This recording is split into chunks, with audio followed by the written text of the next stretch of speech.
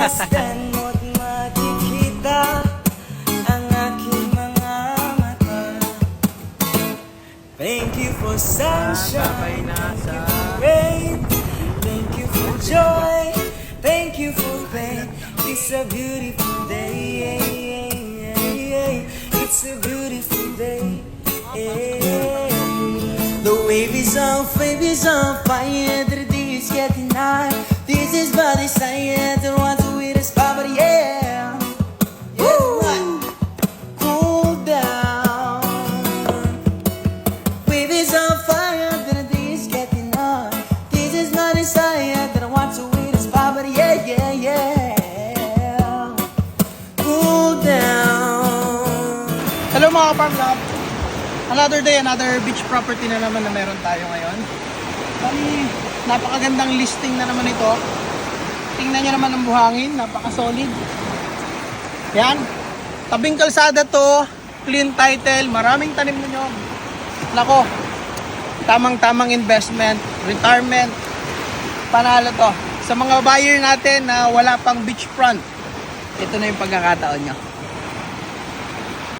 Hello mga kaparmlat and advance happy new year po sa inyo lahat. And ayan mga kaparmlat, congrats sa mga makakabili dito. Ayan, 1,000 square meter for only 1.5 million. Meron ka ng beachfront na malapit sa bayan. Maganda yung buhangin, flatland na nyugan po yan, katabi ng 3 resort. At ito mga kaparmlat yung video ng ibang mga pumupunta dito para maligo. At ang kagandahan nga po dito, pag bibisita po kayo, pwede po kayong mag out of town ng mga kaibigan nyo, ng mga family nyo para diretso punta po kayo sa Selfie Beach Resort, maligo, diretso tripping po. Ayan, nakapag-travel ka na, malay mo yung papakita naming beach sa'yo, magustuhan nyo. So ito mga ka-farmlat yung advertisement ng Selfie Beach Resort na kung gusto nyo mag-tripping sa property for sale, gusto nyo mag-overnight dito, mag-stay kasama ng family nyo. So ito yung advertisement po nila. Would you believe that this hidden hotel and beach resort in Kapalonga is just 3,000 a night? Yup, 3K with breakfast for 2. The room, very spacious and comes with your own coffee corner, free water, free coffee, and a space to chill. And then when you step outside, literally, you're on the beach. But before going to the beach, meron ding garden area.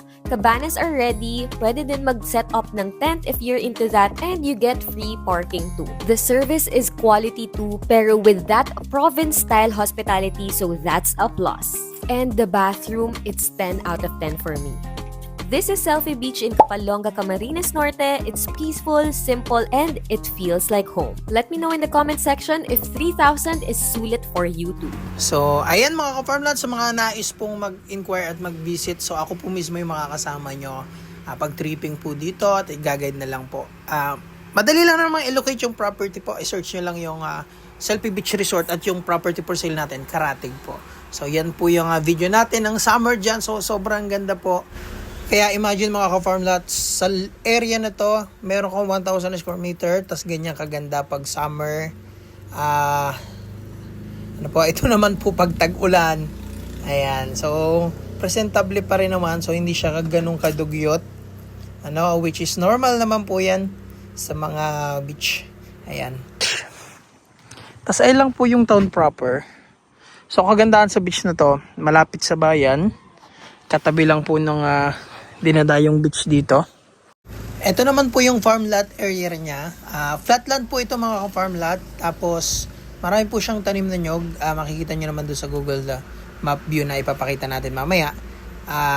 Maamo rin po sa tubig dito pag nag-deep well po kayo.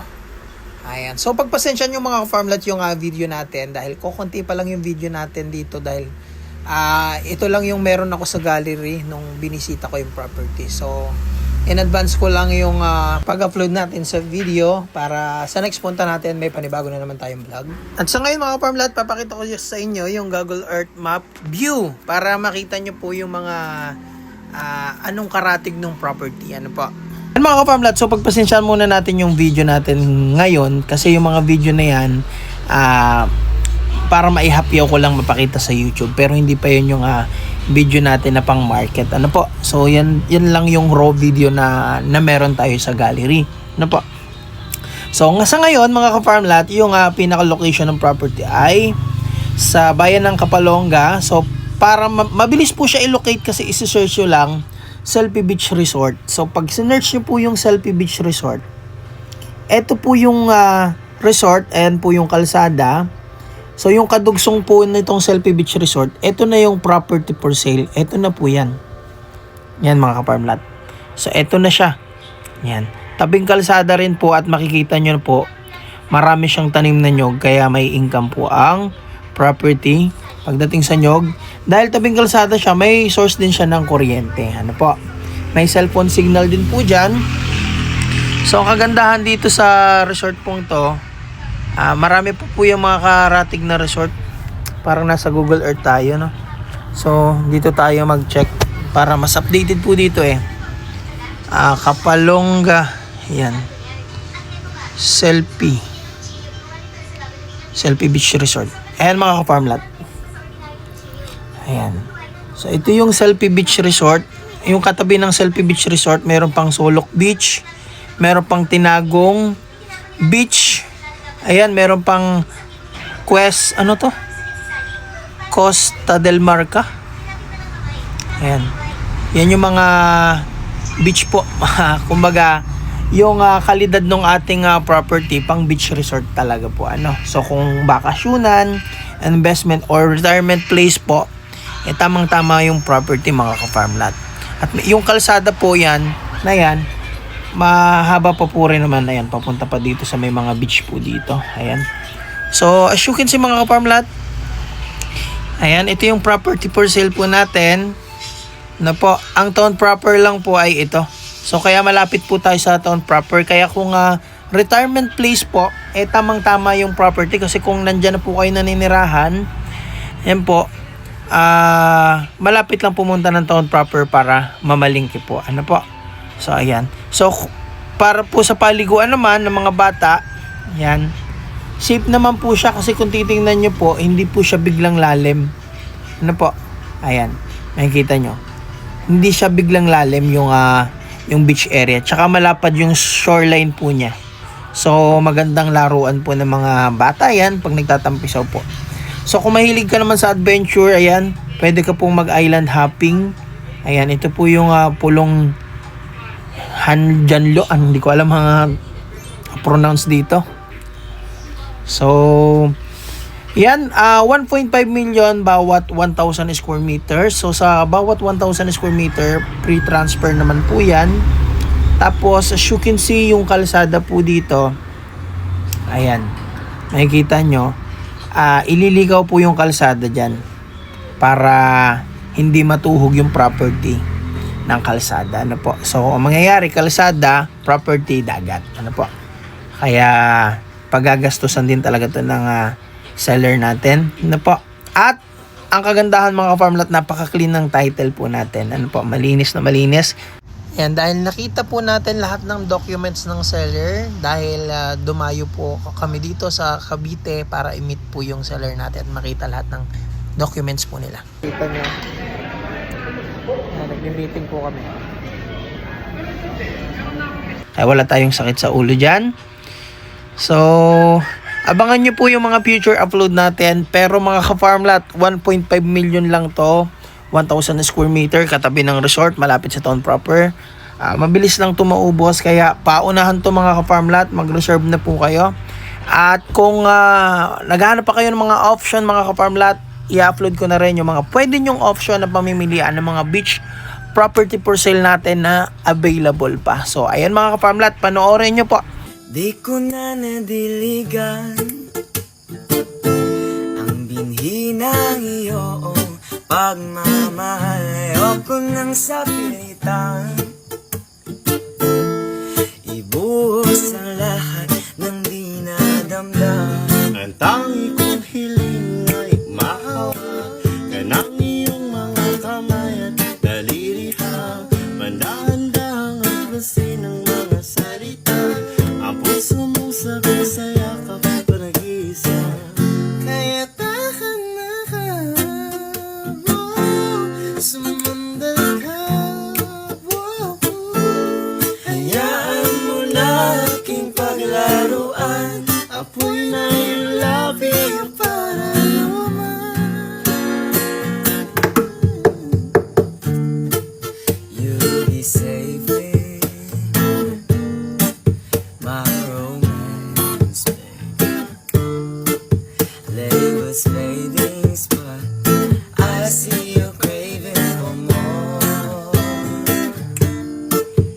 no denying, but you ain't controlling your actions. Keep me guessing, but don't keep me waiting for hours. Oh, I live to appreciate you. Take all the love that I give, all that I wish is for you to take. But I taste the lies in your lips. I count the days when we're in love, 'cause I only matter when he's not around. Oh, I live to appreciate you. Take all. Kailangan pa bang ako ay tanungin? Kailangan pa bang sa'yo ay bigkasin? Na mahal kita at wala nang iba, masdan mo't makikita ang aking mga mata. Thank you for sunshine, thank you for rain, thank you for joy, thank you for pain. It's a beautiful day. And sa mga interested po at nais mag-inquire yan, subscribe niyo po ako at ito po yung ating FB account, Facebook page, WhatsApp and Viber. Ayan, yan niyo po ako message mga ka-family. I'll scream.